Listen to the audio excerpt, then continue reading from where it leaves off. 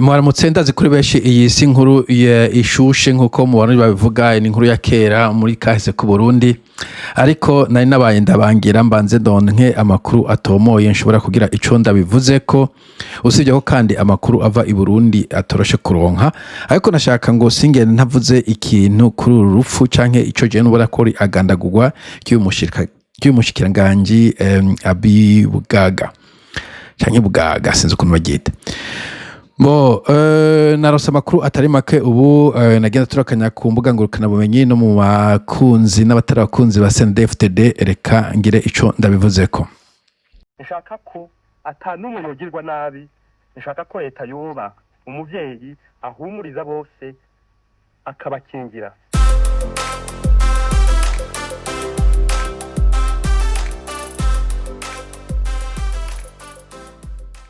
Icambere novuga abarundi baragowe i Burundi ntandwi yohera hatabaye evenement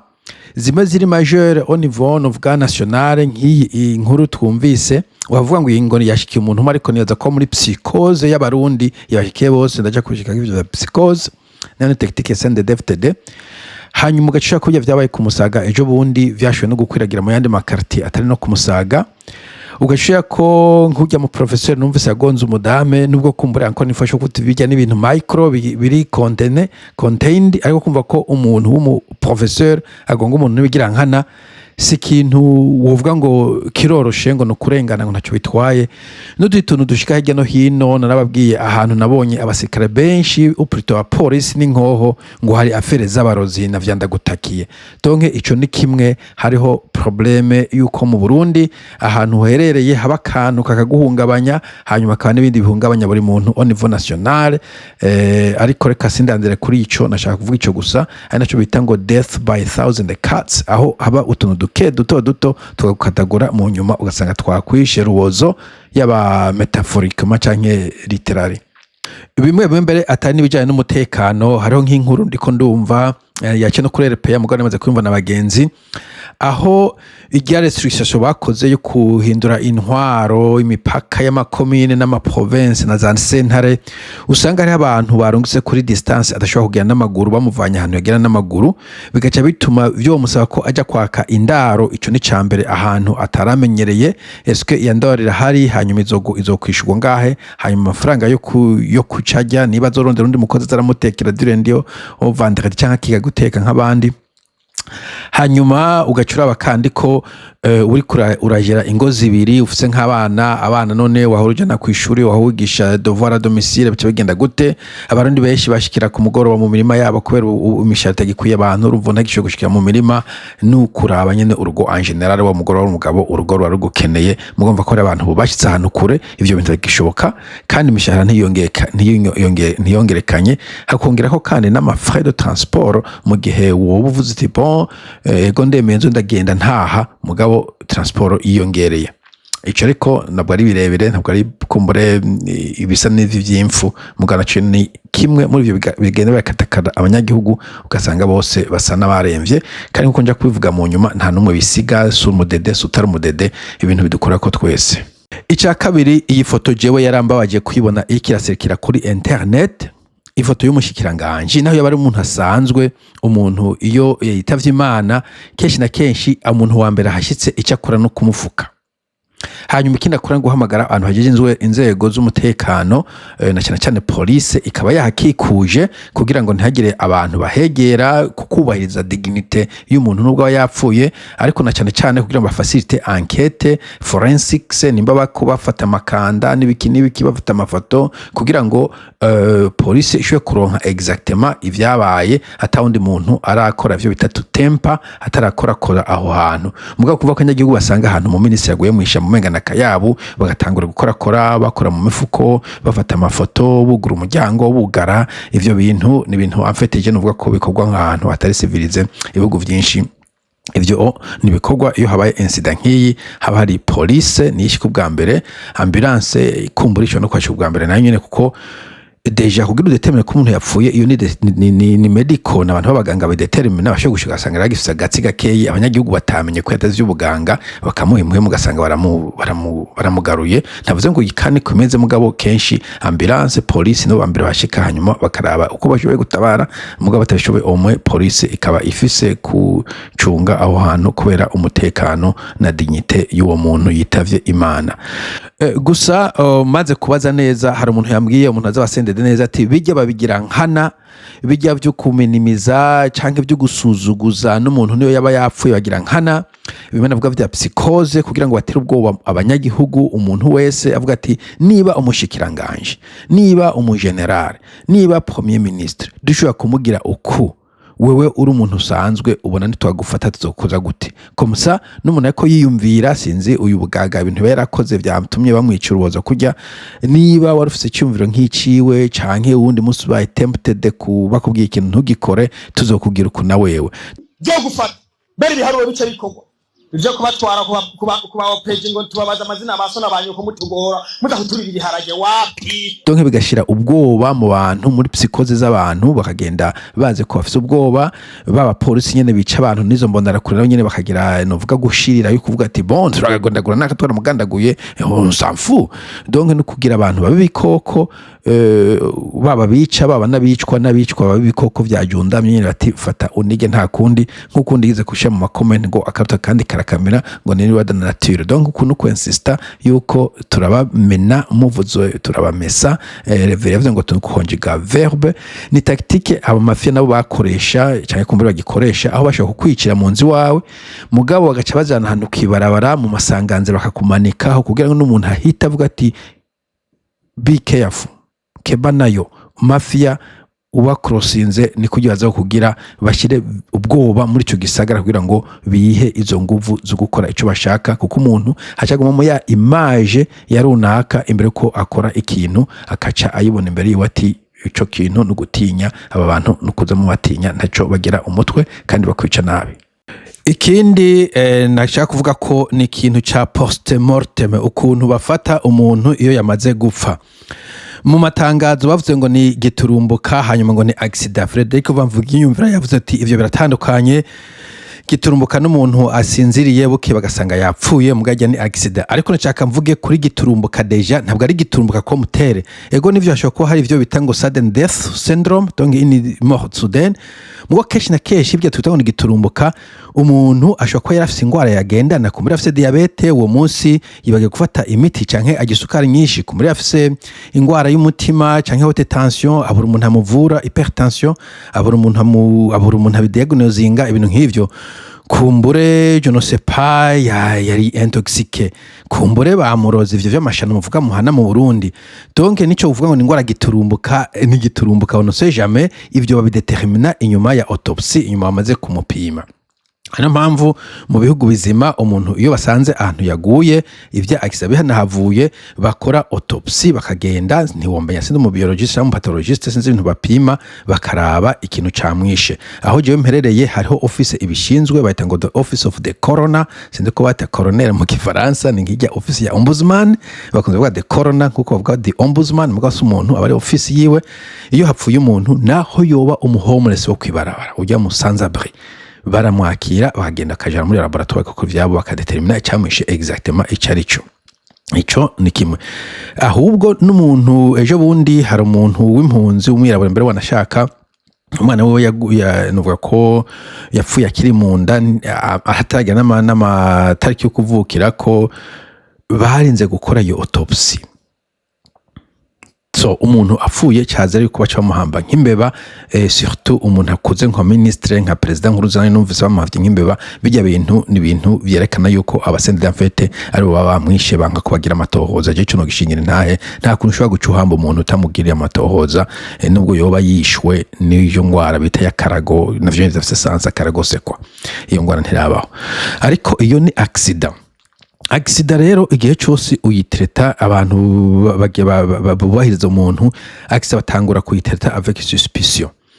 Bo accident y'imodoka hari ibintu biyitera, ishobora kuba ari imodoka nk'akarorero, eswe bagiye bararaba bagira enquête, imodoka yari kwije ivyangombwa, amafire yakora, amatara yakora, ibintu vyinshi vyo ku modoka bakabanza ko vyakora, iyo iki kikavamo bati ikibazo n'icari ku modoka, hanyuma bakaraba umudereva eta yararimwo, eske ntiyari intoxique nabo nyene, kuko abadereva nabashobora kunywa inzoga nyinshi canke ibiyayuramutwe urimogi camwe ca neva, naho ugasanga mu gutwaza imodoka ntagira ivyo ntucu bihamba ngo ni accident ngo c'est fini ngo reka dukomeze ngo accident zibaho. Iyo ugira iyo enquête irakorwa bakaraba bati ivyo vyose rero kenshi na kenshi iyo autopsie ni idetermine nk'akaroro nimba yari intoxique, ico ni kimwe. Hanyuma eske ntishobora kuba yabaye cause kumbure na environnement, ibarabara rimwe ibinogo canke igiti cakorotse imvura yaguye ntiyaragizi, surtout nuzeye ukuboko k'umwana w'umuntu kirageza kugushira inyuma. Ico nico kintu ca mbere, kuko accident nayo nyene birashoboka kumbure mu mekanike yagiye ntiyapompa ipine, c'est pas kumbure umushoferi wiwe yabigize nkana acarasohoka, ariko na cane bakaraba yuko atari accident yakojejwe n'umuntu, atari umuntu yamwishe. Ariko kuri iyi case benshi bavuga yuko ahubwo batamwice no kuri iyo lieu bamusanzeho, abo ko wamiciye handi bakazana bakajugunya ngaho. Ivyo nizo speculation, mugabo à l'absence ya information officielle, iyo tubonye leta ikora haphazard nko kumenga ikiranyegeza ibintu ikirahamba ibintu, nta yindi conclusion twotira atari uko uyu muhizi ari bo barayo bamwisasiye, bimwe bitangwa no conjuga verbe biva kuri Reverien Ndikuriyo. Binatangaje ko yanumvise yuko ngo uyu mugabo yari umucuti wa Ndikuriyo, ntawuzi yuko Ndikuriyo nawe yoba conjuga inshuti canke ko bari abandi bantu nabo bashobora gukonjiga verbe kuri Ndikuriyo no ku bacuti biwe. On ne sait jamais, on ne saura jamais malheureusement. Igunira gibiraya kimwe cyaboze kugira ngo nikibazo ibindi kuramye icyo kimwe kigenda ibindi bibandanye mureke gufinatisha igihugu. Alors reka tuje muri speculation, nkuko nako ndabivuga speculation nuko uwo muntu yishwe, kandi kuba dede nsibishasha turabizi ko bagiye bicana namanavuza amazina asigaye yaramase mu mutwe, harimo abadede harimo n'abandi atarabadede. Na cyane iyo habaye event ya yose, haba 2010 na za Safisha, haba 2015 n'ivyabaye n'abandi bace bakurikiramo wa General Karuza numvise bamuvuga, na ba Adolphe n'abandi. Ariko n'imbere yaho n'inyuma yaho abantu bagumye bicwa mu badede nyene, ntibagera umutwe umuntu numwe, niyo systeme bize mu ishamba. Ivyo ni speculation iri legitime. Bo rero turi kuraba hano mu gitabo canditswe na Pacifique Ninahazwe, havuga ngo ibimenyetso 10 vyerekana ko umushikiranganje Gabi Bugaga ashobora kuba yaragandaguwe. Ibimenyetso 10. Bo nihaza ko tukene ibimenyetso 10, dukeneye ikimenyetso kimwe gusa ko yakora n'abadede, ico kirahagije. Ariko mushaka kubisoma kuri uru rubuga rwa Pacifique Ninahazwe. Icambere avuga yuko ngo yarasanzwe yicura ko bamugirira nabi, mushobora kubisoma anko infuwa jene baza ko mu wadede uwo gufata ko muri mu ntambara uramutse wicuze ko bakugirira nabi uwo munsi nyene jewe norara ntekeye ngiye, nubwo udafise ivyangombwa abantu benshi agiye avuga reka mbanze ndabe yo nzoshikira n'ibiki, uwo uraba umugenzi ari Zambia canke mu Rwanda canke i Kampala ukajura kurara y'imisi 2 ukabura tunganya ivyawo mugabo je mbona umenga iyo uri mu ntambara umwe ku bantu bamwe iyo abasendede FTD mudahuje. So ubisomye urumva ko amfite yafite amakenga, ariko yako yitegura amarerezuma ashobora kuba n'uwo bavugana barabimenye batireka tumukwakwanya. Hanyuma baravuga ko telefone ya Gabi Bugaga kandi ukuntu ngo akoresheje mu ijoro giwe rya nyuma, ibintu nk'ivyo nico kindi kintu mu vy'ukuri. Donc ababahizi baragufata telefone yawe bagaca baguma bakumeneka n'abantu biwanyu, ushobora no gusanga bakwivye canke ibivyo nandi mabanga canke bafatije n'undi muntu muri yo nzira. Hanyuma ica gatatu, ikibanza Gabi Bugaga yatowemwo encore une fois kumbure sinabitohoje neza, mushobora kuraba ariko ntiyaboneka ko ari ahantu hashobora kuba hari accident, et surtout kuba yari wenyene. Uko ikiziga cabonetse ku mu modoka encore une fois ntivyabona ko ari accident iri mu maraso, en fait c'est un accident na nyine ko ari ibintu grave, bo wamenga nyene ni ibintu bamonse baramurasa baramwoza neza, hanyuma baramujana hano mutereka mu modoka bakubita kw'igiti bati dore accident. Ikindi avuga ko nta maraso yigeze aboneka, nico nanjye nampeje kuvuga. uko imodoka yabaye navyo nyene vyaboneka ko itari ntuzeye atarise yo cihitana umuntu komsa hanyuma atakintu yagonze ko nta hantu twabona hari giti imbere yewe je ne sais pas urufunguzo rw'imodoka rwari mu isakoshi kumbore zari za modoka ziri killer sinzi birashoboka hanyuma inyifato y'abategetsi bo iyo amfete no yerekana neza yuko umenga nta kintu cabaye bavuga ngo nisanganya ni giturumbuka ntibavuga ati polisi kiratohoza ntibabana nahaserutse kwanza kuri urya munsi twebwe amafoto turiko turona kuri internet twaguma ko tona polisi yazingurukije ambulance iri hafi kuri mitabare ikizimya moto kiyari kugira imodoka ni yakabaye bagize ariko boneka kumengo yari montage nyene bagaca binumira ibintu nk'ivyo. Okay,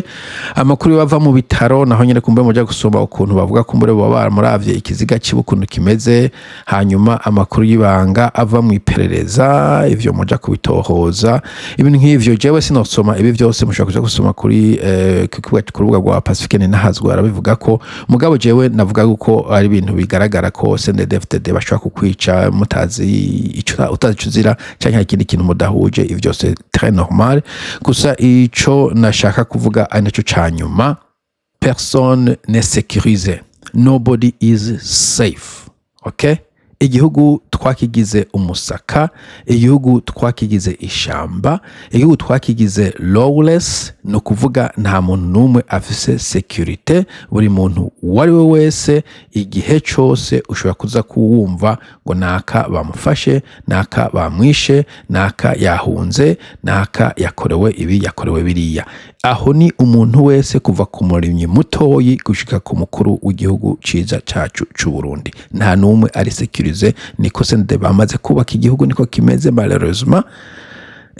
Hari benshi dukunda kuvugana ngaha o twaragifashe kimeze uko kimeze kuri ya kirapanze rekada ntabwo gipanze you wish ko cyari gipanze. Hariho dictature zipanze en fait, hariho dictature zipanze usanga uwo muri dictature afite control for how long we don't know. Muga Burundi nta muntu afite control na hantu hameze nko mu ishamba nuba ko ari nka Haiti muri soft mode aho menga nta control hari n'abantu bagangistere hirya no hino bashaka ko ico bishakiye kuko nkuko nabivuze nk'uyu Gabi bavuga ko yoyera mu cuti wa Reverie kandi Reverie ari wo mukuru wo gukonjiga verbe sinzi temps canke mode bamukonjizemo mwe ndashaka kuvuga ko personne ne sécurisé nta numwe ari safe muri ico gihugu aho uri hose uwo kwimba wigera. Okay, umenga ni doom and gloom mugabo what can we do? Sawa, mugira umunsi mwiza. Bye.